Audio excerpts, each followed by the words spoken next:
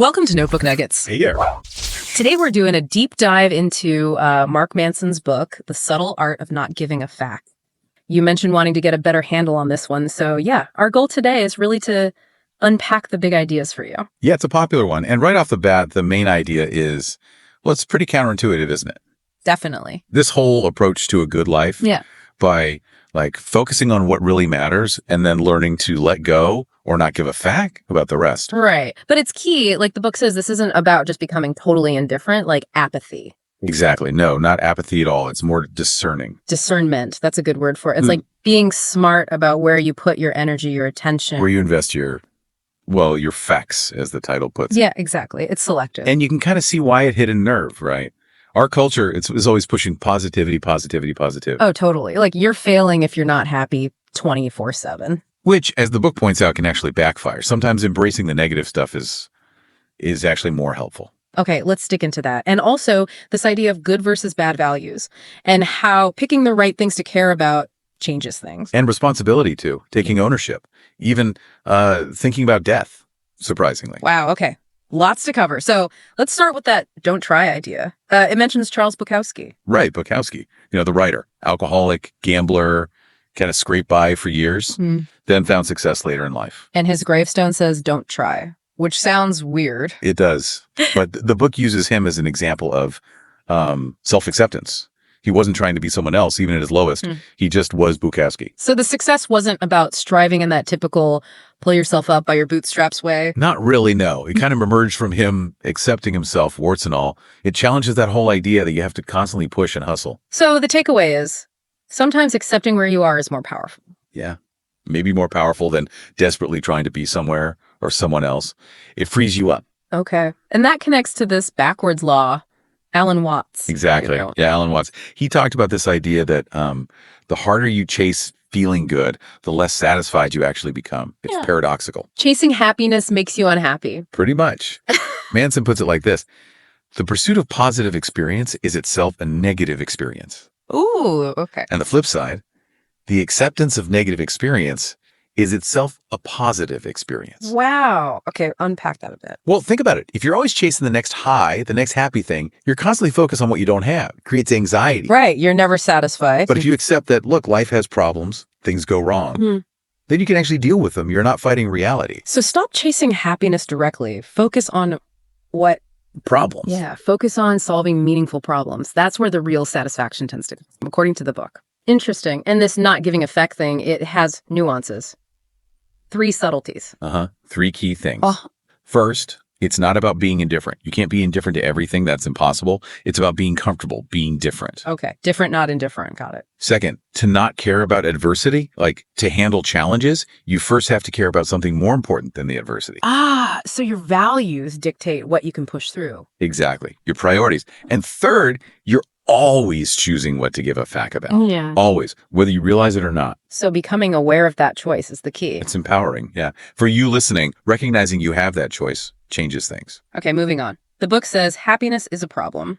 That sounds intentionally provocative. It is a bit, but it links to Buddhist ideas like dukkha, often translated as suffering, but it's more like inherent unsatisfactoriness. Life just has problems. So negative emotions, they have a purpose. A huge evolutionary purpose. They're signals. Like anxiety tells you maybe there's danger. Sadness signals loss. They prompt action. They're feedback. So not the enemy, just messengers. Exactly. Messengers. And this relates to the hedonic treadmill. Yeah, I've heard of that. You get the thing you thought would make you happy, and then you adapt. Yeah. And you find a new thing to want, a new problem. It's this endless cycle. So chasing goal after goal doesn't lead to lasting happiness. Not necessarily, no. Yeah. The book argues real happiness, or maybe contentment is a better word, comes from solving problems. Finding good problems to solve. Good problems. Yeah. Challenges you're willing to engage with. The crucial question isn't what do you want, but maybe what pain are you willing to sustain? What struggle are you up for? That's a heavy question. What struggle are you willing to choose? Right. Because life will have struggle. So choose yours wisely. And remember, negative emotions push you to act. Positive emotions reward you for figuring things out. They work together. Okay. Let's shift gears to another challenging one. You are not special. Ouch. In today's world. Yeah, it cuts against the grain, doesn't it? Everyone's told they're unique, amazing, destined for greatness. Which sounds nice, but the book warns about entitlement. Exactly. This feeling that you sort of deserve happiness or success just for showing up, without the sacrifice, without the struggle. And there are different types. Yeah, he mentions two sort of narcissistic flavors. Grandiose, I'm awesome, you all suck. And victim, I suck, poor me, you're all obligated to help. Both seem pretty self-absorbed. Totally. They prevent real growth, real connection. It all comes back to the self. What about self-esteem? Isn't that supposed to be good? It can be, but the book argues the problem is when it's pushed without acknowledging flaws or the need to actually get better. Like, if you just tell yourself you're great, why would you ever try to improve? You become complacent or defensive. Right. Real growth often starts with, okay, I'm actually not that great at this yet. And the idea that our problems are unique, the book says probably not. Pretty much. Your experience is yours, but the type of problem, love, loss, failure, anxiety, millions have felt that. Knowing that can be, well, kind of comforting. You're not alone in it. So accepting that you're maybe ordinary isn't depressing. The book argues it's the opposite. It's liberating. It takes the pressure off. If you accept you're not already amazing, then you actually have the motivation to become better through effort. It creates the need to improve. Yeah. Humility is the starting point for real achievement, maybe. Okay, this flows nicely into the value of suffering. We said suffering is inevitable, but this says it has value. Right. It uses the story of Hiru Onoda. Oh, the Japanese soldier who kept fighting World War II for like decades. Yeah, for almost 30 years after it ended. He was incredibly committed, incredibly willing to suffer. But his values, his goal, totally disconnected from reality. So the suffering itself wasn't the point. It was what he was suffering for. Exactly. It's about aligning your struggles with good, reality-based values. How does the book define good values? Good values are reality-based, socially constructive, and immediate and controllable. Things like honesty, creativity, humility, maybe curiosity. Things you can enact now. And bad values. Things that are superstitious, maybe socially destructive, or not really in your control.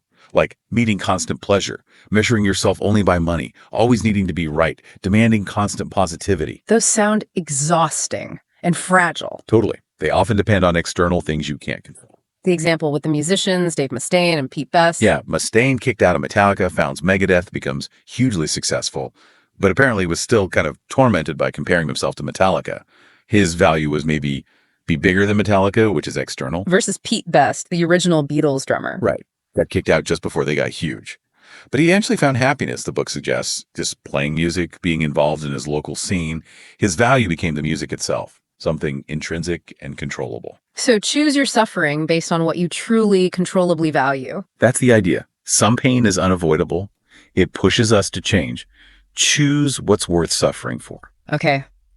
Next big one. You always choose. This sounds like extreme ownership. It really is. It's this core idea that, look, you are responsible for everything in your life. Not necessarily your fault, but your responsibility in how you respond. Even for terrible things that happen to you. That's the crucial distinction. Fault versus responsibility. It might not be your fault someone hit your car, but it is your responsibility to deal with the insurance, the repairs, your emotional reaction. You choose how you handle it. That marathon thought experiment illustrates this well. Right. Running a marathon because someone has a gun to your family's head versus choosing to train and run one. Yeah. The physical pain is the same. But the meaning, the internal experience is totally different because of choice. Exactly. In every single moment, you're choosing how to interpret things, how to value them. Taking that responsibility, even when it's hard, is where the power lies. It helps you deal with pain and act. It's empowering, but also a lot to take on. It is.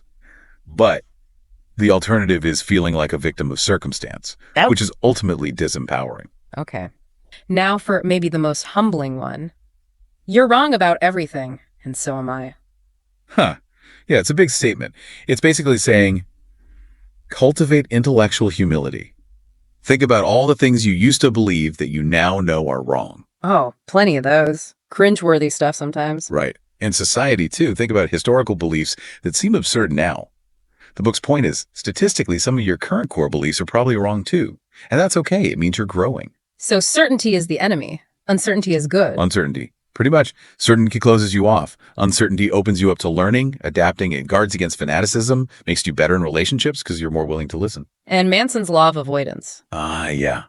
The more something threatens your identity, the more you will avoid it. We cling to beliefs tied to who we think we are. So if your identity is I'm the smartest person in the room, you'll avoid anything that challenges that. Exactly. Which means you might avoid learning something new. The suggestion is to define yourself more loosely, more ambiguously. How do you practice uncertainty then? The book gives 3 questions. 1, what if I'm wrong? 2, what would it mean if I were wrong? 3, would being wrong create a better or worse problem than my current one for me and others? Asking those regularly helps. Good questions. Okay, failure is the way forward. We hear this a lot in Silicon Valley talk. Yeah, but it's fundamental. The book frames it as failure isn't the opposite of success, it's part of success. You can't get good at anything without failing along the way. Like learning to walk. Babies fall down constantly. Exactly. Each fall is data. It's how you learn. Think of the Picasso story. The napkin sketch. Someone asks him to draw something. He does it in seconds, charges a fortune. And the person says, but it only took you 30 seconds? And Picasso replies, no, it took me 40 years. All those years included countless failed attempts, experiments. That's where mastery comes from. So embrace the failures as learning steps. Yes. And use the do something principle. If you're stuck, just do anything related to the problem, however small. Like the math teacher saying, just rewrite the problem. Yeah. Action creates inspiration and motivation, not the other way around. Feeling stuck, do something, anything. Okay, good practical advice. Next, the importance of saying no. Simple, but hard. Super hard for many people. But the argument is, saying yes to something requires saying no to everything else. To truly value X, you have to reject not X. So no is about defining your values and boundaries. Absolutely, especially in relationships. Healthy relationships need the ability for both people to comfortably say no and hear no. It shows respect. It's not rejection, it's clarification. Right. And there's this idea of freedom and commitment. Choosing one path, one partner, one career focus. Saying no to other options actually frees you up to go deeper with what you've chosen. Less paradox than it sounds. Narrowing focus can deepen experience. Precisely. And finally, the big one. Yeah. And then you die. Yeah. Heavy topic. But the book argues confronting mortality isn't about being morbid. It's about clarity. How so? Thinking about the fact that your time is finite. It's like a filter. It helps you see what's truly important and what's just trivial BS you're giving too many fracks about. It clarifies priorities, puts things in perspective. Exactly. Does this argument really matter in the grand scheme? Is this worry worth the limited time I have? The idea that death gives life meaning. Yeah. Because it's limited, it's precious. It encourages you to live more fully now, to think about your legacy, the impact you want to have. So not depressing, but motivating. That's the aim. Use the awareness of death to live a more conscious, value-driven life. Okay, wow. So wrapping this up, the subtle art, it's really about conscious choice, isn't it? Absolutely. Choosing what gets your energy, choosing your values, choosing your struggles, embracing the difficult stuff as part of a meaningful life. It's not about avoiding pain, but finding the pain that's worthwhile for you. Well put. Finding the good problems you're willing to solve. Hopefully, this deep dive gave everyone listening a good handle on the core ideas from the book. Yeah, a solid framework at least. It might help you think about things you're navigating in your own life right now. Obviously, there's way more detail and stories in the book itself. This is just scratching the surface. Definitely recommend reading it if these ideas resonated. So maybe the takeaway question for listeners is, what stands out most to you? What kind of good problems feel right for you to take on? And where could you, maybe, strategically withdraw some funds to invest them somewhere more important? Good questions for reflection. How could you apply just one of these ideas this week? Yeah, start small. Well, thank you for taking this deep dive with us into the subtle art of not giving a fuck. Hope these notebook nuggets were useful. And hey, if you found this valuable, you know the drill. Please like, comment, share it with someone who might benefit. And definitely subscribe so you don't miss our next deep dive. Thanks for listening.